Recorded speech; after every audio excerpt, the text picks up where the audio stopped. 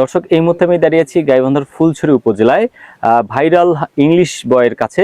তিনি কিন্তু বর্তমানে সামাজিক যোগাযোগ মাধ্যমে কিন্তু অনর্গল ইংলিশ বলে কিন্তু ভাইরাল রয়েছেন এবং বর্তমানে তিনি ঢাকা ইউনিভার্সিটিতে অধ্যয়ন করছেন এবং এই অধ্যয়নের পিছনে তার উঠে আসার যে গল্প সেটা আপনাদের জানাবো। তো তিনি আমাদের সাথে আছেন, তো আমরা একটু জানতে চাবো যে তিনি যে আপনার ইংলিশ যে অনর্গল বলছেন এই বলাটা কবে থেকে শুরু হলো এবং এই ঢাকা ইউনিভার্সিটি অ্যাডমিশন যাত্রাতে সফল হলেন, এটা কিভাবে একটু আমাদের একটু প্রথম থেকে বলবেন। It is so much emotional story and I would like to share my emotional story so that the students can be motivated. আমার একটা ইমোশনাল স্টোরি রয়েছে এখানে উঠে আসার পেছনে। আমি কিন্তু একটা প্রত্যন্ত গ্রামাঞ্চলে বসবাস করছি, সেখানে ইংলিশ বোঝাতে দূরের কথা, ইংলিশে কথা বলাতে দূরের কথা, এইটা নিয়ে চিন্তা করারও কারো সামর্থ্য ছিল না একসময়, এটা বাস্তব।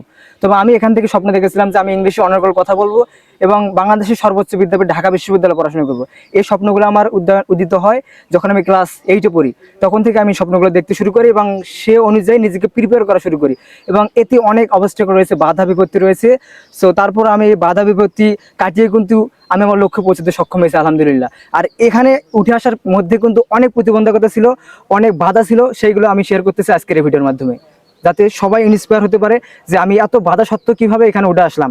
এবং আমি কিন্তু এইগুলো জায়গাতে পড়াশোনা করেছি। আমার রুমের মধ্যে আমি পড়াশোনা করতে পারতাম না। আমি বিশেষ করে ঝোপঝাড় বা নীরব জায়গা, যেখানে কোনো ডিস্টার্ব ছিল না, কোনো নয়েজ ছিল না, আমার একটা ভিটা ছিল, তারপরে এই জায়গাটা ছিল, দেখতে পাচ্ছেন এখানে কোনো ডিস্টার্ব নেই।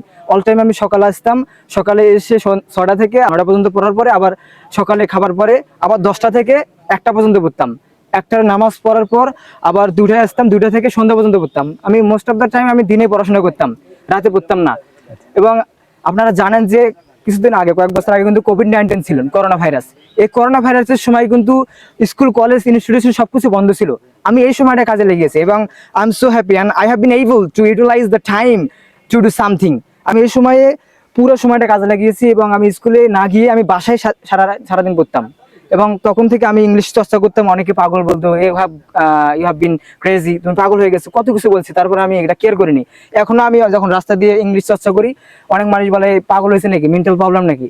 কিন্তু আমি নিজেকে বুঝতেছি যে আসলে ইংলিশ চর্চা না করলে সম্ভব নয়। কিন্তু গ্রামের তো সব মানুষ দোষ দিচ্ছে না, আমি গ্রামের মানুষটা জানে না, এই জন্য এরা এই কমেন্টটা করে এবং কাউকে আমি দোষারোপ করি না কখনো। আমি এই আশা নিয়ে এখনো কাজ করতেছি এবং কোনো প্রাইভেট পড়ার সুযোগ পেতাম না। আমার বাবা মা কিন্তু just educational qualification primary school পর্যন্ত লিমিটেড, তারপরও তারা আমাকে অনেক সুযোগ সুবিধা দিয়েছে, তাদের প্রতি আমি অলওয়েজ কৃতজ্ঞ। তারা শুধু আমাকে একটা কাজ দিয়েছিল, যখন আমার ইন্টেনশন দেখলো যে আমি অল টাইম পড়াশোনার প্রতি আমি আসক্ত, তখন তারা বললো তোমার কোনো কাজ করার দরকার নেই, জাস্ট তুমি পড়াশোনা করো।